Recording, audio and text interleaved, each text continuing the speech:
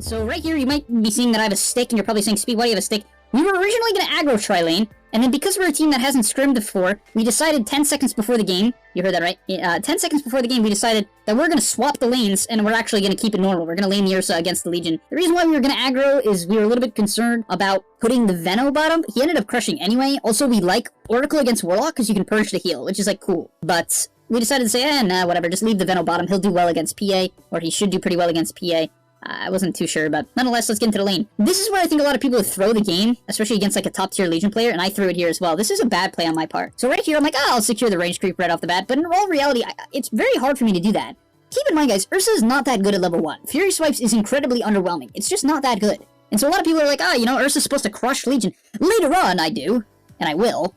But at level 1, I actually even think I make the same mistake here. I'm like, yeah, I'm Ursa, I'm just gonna hit this guy. And that's kind of what I do. I do hit him, and it's not a terrible trade, but you can see it's really not that good, because to hit this guy, I have to aggro the wave, right? So, all in all, I tried to put a lot of pressure. I'm running at him very hard, but in turn, I have this stick, which is completely useless for trading, right? And then I immediately have to ship out more regens. So the main tip here is if you're playing Ursa, make sure you don't just, like, YOLO on people like that. It's not good at level 1. Wait for your level 3. You'll do much better. And funny enough, I'm skipping ahead here, but it's important to note that I almost felt like I was losing the lane. Like, literally, I felt like I was losing the lane, and as I said, it's sort of to be expected. Part of me even wish I took my W next. The reason why I say that is the W is only 30 mana at level 1 now. That's crazy, right? It spell's insane. It's only 30 mana for 3 extra attacks, right? And so I can take that, and then I can actually trade with the Legion well. But I went for my Q to sort of like chase her down, but the thing is, I never could really chase her down because I would hop on her. Like right here, I was like, oh, you know, I'll just hit her. I nearly died. I was like, what the? I had to disengage. So as you can see, thank God my support had a salve. I'll bind with Zebra on the case. But the thing is, you have to be very careful and understand that just because your hero counters a hero in general, you have to know what that actually means. And I see a lot of examples like this. It's like Timber players. They'll die level 1 overplaying their hand. Or Bat Riders will dive. Or Bristlebacks will just play like they have, you know, level 25, a Bloodstone, and Eternal Shroud, and they saw the Thompson clip. Like, you know, and then they just feed. So make sure you understand when you actually win your lane. And don't overplay your hand until then. It sounds maybe basic. It's like, oh, just wait till you're strong. But that's like one of the hardest things to learn in Dota. And make sure you're paying close attention to it. Don't just say like, oh, Ursa, good Legion. So next, let's get into some advanced carry decisions. Right here, I see my Legion is cutting the wave. And I have a couple options. I could run at her. We do have a Spirit Breaker. Maybe we can make that work. But at the same time, I'm going to miss full creep waves on her tower. The kill will give me less gold than the creep wave I'm going to miss. So instead, what do? I take this creep wave, and I'm going to drag it to the large camp. This is very important. Anytime someone is creep cutting against you, you want to drag your creep wave over to the large camp, and it allows you to farm both. Even though I end up missing a couple CS here, it's obviously just very good for efficiency. I missed both of those. That was so sad. But it's very good for efficiency, and I get a free large camp, at least worth of XP, so don't forget that tip. Then here, this guy ran up, so at this point in the lane, I just want to chase him down. You're going to notice I definitely don't pounce right away, right? I'm saving my Earth Shock until he's out of attack range, right? A lot of people mess this up. It's like Slark. A lot of people would pounce in right away. No, you only want to pounce, and you only want to use your mobility spells when they're out of attack range, especially if they're, you know, away from their tower, right? Let's say he was here, maybe I would pounce, but he's not. So I save it. Okay, he's out of range, I pounce. Now we don't get the kill. Legion's obviously very tanky, but we get a lot of good pressure in. And so yeah, I think a lot of people look at this lane and they say it's a disaster. It's like, oh, you're losing to Legion. At this point, I'm definitely not. Her CS started to fall off once I got my levels, right? Just my presence of kicking her out of the lane gets to the point where she actually just loses a lot of CS. And honestly, that's good enough. Like, keep that as one of your perspectives. Guys, it's okay if you don't, like, stomp your lane if you kick them off the CS, which is an important concept as any hero, because let's say you're playing Slark and you're like, oh, but I want to build perma-agi. It's not nearly as important as just getting a lot of CS and zoning people off the wave. It's just not, so keep that in mind. Next up here, I had two options. I was considering going Falcon Blade. I really like Falcon Blade and Ursa. I think the damage is nice, the HP lets you fight, the mana regen is fantastic. However, I wanted to go Battle Fury right away this game. I felt like, okay, I don't want to fight too much. That's what my team is meant to do, and I'm going to hit a lot of creeps. So that was basically my goal, right? I'm going to hit a lot of creeps, and I'm going to get farms. So that's what I go for. I go for the Void Stone right away. I'm like, I might jungle, so I'll pick up that Void Stone. Next up here, a fight breaks out. Let's see how I play it. The first thing to note is that my Riki is TPing in. Why is this important? Well, Riki is TPing in. I'm listening to my teammates. I'm like, oh, I can turn, I can bait, I want to set up. However, I don't want to make it too obvious that some guy's TPing. If I turn right here, the enemy will know. They're going to be like, oh, okay, there's no way he would man up into 3 heroes unless support is coming in. So I continue to disengage. I eat my Tango, right? Want to get that regen kicked in, even though I'm almost full HP, right? Get that regen kicked in, and then I hop on this puck. I know I'm not going to kill him. I just want to do some damage for later on. You'll see that pays off. Then I'm going to go onto the clock. I decided, okay, he's going to get away. And so after these cogs, I actually just act like I'm running back to the creep wave. Might be saying, oh, but Riki's here, shouldn't you chase? Same concept as before. If I chase here, they're gonna know. They're gonna say, oh, what is he doing? There's a wave under his tower. So instead, I back up. They're like, oh, Ursa's backing up. Okay, they don't want to fight. However, I wanted to fight, right? So I go back in, I pop my W, I pounce on the puck here. I had my Fury Swipes from earlier, and he just dies, ends up dying to my Riki. So that was a huge kill for us, obviously. And so yeah, that was honestly one of the best parts of the game, I felt. You know, they set up a gank, and it actually goes in our favor at the end. So props to my Riki, good TP, and I thought my baiting there was quite good. Next up, I'm not looking to rotate this game. It's very important to stick to your plan. My plan this game was to scale, hit a lot of items, and while doing that, what Ursa's really good at doing is just kicking people out of the lane. A lot of heroes are like this. Whenever you get a good lead, if you can, keep this in mind, if you can, you really want to go on the other person. So obviously I can go on PA. I don't know why he hit me here. I was like, what are you doing? Like, bro, you want to man up to me? I think he wanted to bait, and this is really funny. I end up going again on him here. I pop my phase boots, and then, oh, I get clipped by a rock. I'm like, I'm committing, whatever. So I'm getting chased here. I hit this guy with my last 2 Fury swipes. I pounce on him. He lives on 1 HP. I'm like, ah! I end up feeding, but honestly, that wasn't too bad. I did drop 2 heroes to like low HP, but we kind of chain fed. You could tell because my Veno took the tower. It ends up being like technically a net worth win, but honestly, I'm happy with that play. And you might be saying, see guys, you shouldn't make those type of plays. You're gonna feed. Like Speed, you should play safe. You say you never to die towers. Well, if I think I can kill the enemy carry, and it was very close, obviously. If I think I can kill him and make a big play, I'm gonna make the big play. Those are the type of plays that you really learn from. Like, interacting with enemy heroes and making stupid plays is one of the best ways, or dangerous plays, to learn Dota. And then I end up getting tipped here. Like, I mean, so we hit him with the sub the game lead in the all chat, obviously, you know. Anytime you get flamed, you just want to take sub the game lead in the all chat. And at this point, it's kind of just rinse, repeat, rinse, repeat. I know it seems basic, but like, guys, sometimes people try to do way too much and they throw their games. Like, literally, people are like, playing troll or like AM with Battlefield, and they're just like showing up to like bottom fights. I'm like, hello, just hit your timings, you know? And so that's what I do here. I'm getting gone on. I don't know why this guy's going on me. I guess he's probably Sword of the Oracle. He's like, oh shoot. But I do like half of his HP, which is great. And then look at this charge. Oh my god, the charge of a lifetime. We're able to nearly... Oh no, I burst that guy right away. Whew. We get the double kill. That was huge. All of a sudden, I'm gonna get like a 14-minute Battle Fury. And sometimes that's like a great way to play. If you're having a good lane, keep this in mind. If you're having a good lane, what you can do is you can bring the fights to yourself. If you sit in the lane and you apply aggression to whoever TP's in, the fights will come to you. A lot of the time. Not always, but a lot of the time they'll come to you. And if they don't come to you, what ends up happening? You're just gonna get free farm. So in my opinion, this is a great way to play when you have the advantage. Now once I get my Battle Fury, you can see I immediately switch my attention for efficiency's sake. It's a very important thing when it comes to farming patterns to say, okay, I have Battle Fury, I'm gonna immediately go to the Ancients, right? Previous to Battle Fury, I could farm Ancients, and I could play the bottom side of the map, it wouldn't be bad, but my Venom was kind of chilling there, he was playing his game, so I don't mind staying top. Even if it's maybe not the best in terms of efficiency, I still think it's fine, right? I have, you know, another greedy hero in the Venom, so I'll play that game. But now I can just shift to the bottom side of the map, I'm constantly looking at the minimap. Basically, right now, I'm just playing a minigame of how fast can I farm creeps, and number 2, how can I avoid dying? So I just gotta stare at the map, say, okay, because they do have kill threat on me, they have a lot of catch, right? They have duel, they have hookshot, coil, so I do have to be careful, even though I do feel strong. Yeah, once I got my Battle Fury, you can see I'm full farm mode, and I think a lot of people would never play Ursa like this, because they just don't see Ursa as one of these heroes, but my team prepped some stacks for me, which is awesome, right? So we get the stacks prepped, I farm it up, I farm it up, I farm it up, and yeah, I just kind of continue to do that. We sometimes decide as a team, like, hey, guys, we don't need to do anything crazy, right? We don't need to go in, we don't need to make plays, we're outscaling them. PA had a bad start, right? And this is where people, this is probably going to be the biggest message you can learn from any of my videos.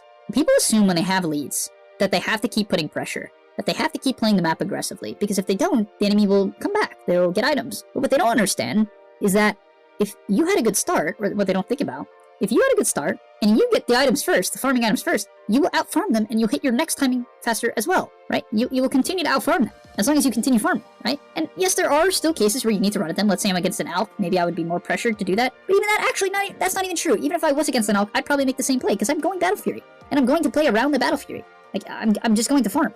And so that's my game plan, and I'm fine with sticking to it. Even though I'm far away from my team here, I don't mind doing this. I know we're ahead as well, and because we're ahead, my team can play very far up, and it's not, you know, it's not really the end of the world. Unfortunately, nothing ended up happening here, but you can see I don't mind showing up the fights late because my team is doing well. And let's say they were feeding, and I felt like I can't fight yet, then I wouldn't show up anyway. I want to show up the fights that I think are good. Now, upcoming here, I end up TPing out after this fight, and my team actually had a bit of a disagreement. I felt here that, you know, my thought process is, okay, the fight ended, right? Maybe we can take Roche. I guess maybe that's a thing, but the fight ended. I just want to continue farming. Like nothing's gonna happen, and we don't really need to take over their side of the map. However, they wanted to take over the map, and I should respect that idea, or I should at least consider it. And I just kind of snap TP'd, and then they get gone on, right? So they get gone on. The enemy team obviously sees me bottom, and this is why I tell you guys in videos, if you TP out as a carry, you have to be very careful and tell your team to back. Otherwise, they're gonna feed, right? And I didn't tell them to back here. I kind of just snap TP'd, and they end up going down, right? At least that Riki does. Oh yeah, I think they charge in and feed a couple of kills as well. However, honestly, it's still not that bad for the net worth. As I said, I'm still just playing my game, continuing to snowball, continuing to hit my timings. I'm really not too worried about the PA, because look, right? Look, she's having a bad game, so she's only getting her deso, like, now. She's still, like, 2k behind me. And so even if she goes in, yeah, I mean, maybe I could be a bit worried about it, but it's not, like, it's not something I'm freaking out about. Then after we got a couple of pickoffs, we ended up going for Roche. And at this point, I'm kind of just looking to put map pressure now, right? I've hit my timings, and so at this point, yes, I do want to start playing the map aggressively. I feel very strong, I have that Aegis, and so I should be using it to take over the map. So now we want to really, like, shut down the enemy team, right? And here I'm like, oh, I want to TP bottom again. Now in this case, we talked about it, right? We talked about my issues of the last situation. My team fed 3 kills, or they died after I left them. So I'm like, hey guys, I'm going bottom. Now look at their movements. And you might be saying, oh, but Speed, these are all Highmore players, they get this. You just, like, yes, that is true. It's easier for me to do it. But in pubs, I've had this happen millions of times. I will tell them, hey guys, I'm backing, I need you to back. Sometimes they won't do it. Sometimes they won't. But I find that a lot of the time, if you say things in a friendly way, and you say, hey, I'm backing, I really need to farm my next item, they'll understand and they'll back up. Now at this point in the game, I'm going Rambo. I know I need to lead for my team, and so I'm making it a mission. I'm making it my mission statement to run in and be the front line no matter what. So I end up finding this Warlock here, very convenient pickoff. I get that kill right away, and it's a great fight. They end up having to duel a Spear Breaker, which is obviously not optimal. I get a huge cleave, killing off the clock, almost a Legion as well, and now the game is a disaster. So notice what we did. We got Aegis, I push in some waves, I make the enemy team feel comfortable, right? Okay, I make them feel comfortable. They're like, you know, they're not making any plays, they're just gonna farm at this Aegis. No. Then, when they get comfortable, we go and we pounce. We go and we kill. I go frontline. I make sure I'm the first one seen. So if anyone gets jumped, it's me, and they'll waste all their spells on an Aegis. Right? And that's a very, very key concept of why Aegis is broken. If you use it properly and you don't just YOLO down a high ground, you'll do well. Guys, ask yourself this question. If you're playing Ursa, can you siege high ground this game? The answer is, well, maybe their deep push isn't actually that good. It's definitely not. But it's decent, right? I can get Fiddle Bonded, Rocket Flared, Overwhelming Odd, whatever it is. I can get all these spells casted on me. And so I need to, you know, I need to instead go for pickoffs. How do you do that? Back up, right? When you have the Aegis, how do you get to pick off the enemy team? Back up, farm, just chill, wait for the enemy team to leave. Then when they leave, smoke and kill them. It works so consistently. If it works against top, like whatever, 100 players, right? These guys are top on. It's gonna work in your pubs, okay? And so yeah, now, same thing here. You'll see me do this play a lot. I push out top side, they think I'm top, and then I run bottom. Why? Because that's just how the Dota map works. So I run in, I find the Legion here, she instantly dies. I get double Warlock rocked. I decided to kill that off. I just actually ran out here. I was like, oh god, am I gonna die? Yeah, no, I'm not gonna die. I'm very tanky. And we pick up another kill as well. Onto the PA. It's a double kill for your boy Speed. And yeah, this game, at this point, is getting completely out of control. The enemy team couldn't do anything to stop me. And this is why, yeah, sometimes if you just know it's a good game for your hero, you can play greedy. I knew it was a good Ursa game. Right? I knew when I get this Sanch and Yasha, and, you know, considering my bottom lane 1, I knew that I'll be able to pop off, right? I'll be able to get this Abyssal and I'll just insta-kill anyone I want. The enemy team doesn't really have saves either. They don't have, like, an Oracle or, you know, a Dazzle or anything like that. And so I knew I was gonna have a good game. And now the gameplay here is very simple. No Aegis, no high ground. No Aegis, no high ground. Even if I have Aegis, we still kind of need a pick-off. You'll see we end up going high ground with Aegis, but I even had to play that slow. I had to play that careful, and you'll see that in a bit. So, we wanted to Rosh here, but I make this call. I think this is a good call. It's a very advanced play. We head into the pit. Obviously, they're going to contest. They know we're going to do it. We have an Ursa, right? We have an Ursa. It's that point of the game. They know we're going to do this. So, what do I say? Okay, go into the pit, make them think we're Roshing, and then smoke. Unfortunately, the Rocket Flare literally came in as we clicked smoke, so they saw it. However, it doesn't matter, because they don't know. Once the Rocket Flare vision ends, they're going to have to panic and say, they're probably in the Rosh pit. However, we're not, right? They have to worry. They can't just, like, let us take Aegis. We're just going to do the same thing we did last time and crush them. But yeah, because of that, the clock is obviously staying in the area. He wants the Rocket Flare, and then hookshot in, and we kill him. We get that big pick off. He buys back. And now we force the enemy team into a bad fight. Notice, when they come in here, oh my god, that charge. Onto 3. I immediately am out of the pit. Do not commit to Roshan when they're coming. Go fight them. Do not get stuck in the pit. It's so bad. And yeah, we kind of just clapped them in this fight. Unfortunately, the PA ended up living with like 1 HP, but it don't matter. You think she's getting away? Nah.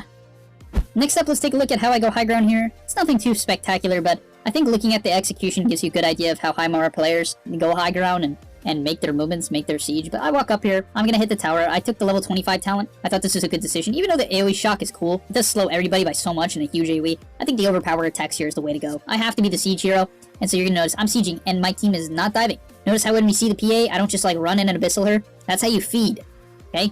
That's how you feed. That's how you get kited out. So I'm going for the tower, I'm hitting. I get the tower, notice how I don't keep going. I'm not like, I have Aegis, so I'm just gonna go kill myself. I have a heal hero. I'm gonna back up, I'm gonna let him heal me, and I'm gonna go back in. Alright, and that's what I do. And I'm telling my team, I'm specifically telling, I remember saying it, I'm like, do not go in, they're just going to lose, right? It's up to them. They either just lose, or they go in, and we get to fight, right? We get to fight on our terms. I make them run to us. Then here, yeah, I have an MKB, so in this case, you might be saying, oh, you're diving. Well, I mean, I'm a little bit too far up here. Usually don't want to run through their high ground, but I was like, I don't know, I was feeling myself. I'm like, forget. And she's very far up, honestly, so I just go on her. I have an MKB, and Yeah, my team YOLOs in, but she dies. And you notice I back right away, right? I don't keep going. That's a key thing. Like, that's just intuition, you know? But you gotta build that intuition as well. When you go for a kill on the high ground, whether or not you get it, you need to back, right? Instantly run backwards, kite them out. Then here, I force them to run in. I catch them off guard. I blow up the Warlock, pop my W. Obviously, this fight is completely over. We're just shredding him. Triple kill for your bar speed. And yeah, I hope you guys enjoyed. I'm gonna be doing a lot more of these videos on YouTube. I'm probably gonna do 1 or 2 more. Hey, hopefully I qual for Div 1. If not, Div 2. If not, Div 5.